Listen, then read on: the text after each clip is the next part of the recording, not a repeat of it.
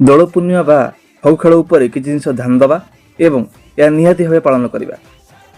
First, ଅବିର କହି ସେଥିରେ ମୁଣ୍ଡଫଟା ମିଶାଇ ବୁଢ଼ା ଫଡ଼ା ଯାହାକୁ ପାରିବା ମାରିବା, ତାଙ୍କ ଧଳା ବାଳକୁ କଳା କରିବା, ନହେଲେ ନାରଙ୍ଗୀ କରିବା।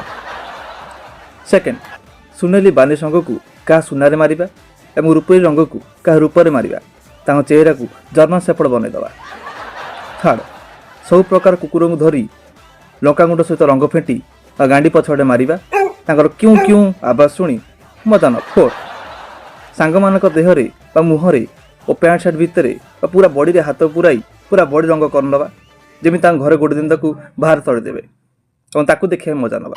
ଫାଇଭ୍, ଛୋଟ ଛୁଆମାନଙ୍କୁ ରଙ୍ଗରେ ଦାନ୍ତ ଘଷେଇ ଦେବା ଓ ଆଖି ନାକ ଭିତରେ ମୁଣ୍ଡ ଫଟା ମାରିଦେବା ଓ ଘର ଲୋକଙ୍କଠୁ ମାଡ଼ ଖାଉଥିବା ଦେଖି ଜୋର ଜୋର ଦାନ୍ତ କେଲେଇବା।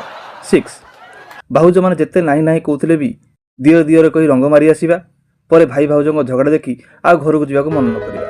ସେଭେନ୍, ରାସ୍ତାରେ ଯାଉଥିବା ଲୋକଙ୍କୁ ଦାନ୍ତ ଦେଖାଇ ଦେଖାଇ ପିଚକାରୀ ମାରିବା ଓ ସେ ଅଫିସ୍ ଯାଉଥିଲା କହି ଦୁଇ ଅକ୍ଷରେ ଗାଳି ଦେଇ ଗର ଗର ହେବା, ତାକୁ ବି ଶୁଣିବା। ଏଇଟ୍, ରଙ୍ଗ ହାତ ହୋଇ କାହା ପିଠିକୁ ଚଟାସ ଚଟାସ କରି ନାଦ ଦେବା, ଯେମିତି ପାଞ୍ଚ ଆଙ୍ଗୁଳି ବସି ମାଲ ଉପାଲ କହି ବୋପାଳି ଛାଡ଼ିବା ଏବଂ ସିଏ ଆସି ଘରେ କମ୍ପ୍ଲେନ କଲେ ଘର ଲୋକଙ୍କୁ ଗାଳି ଶୁଣିବା।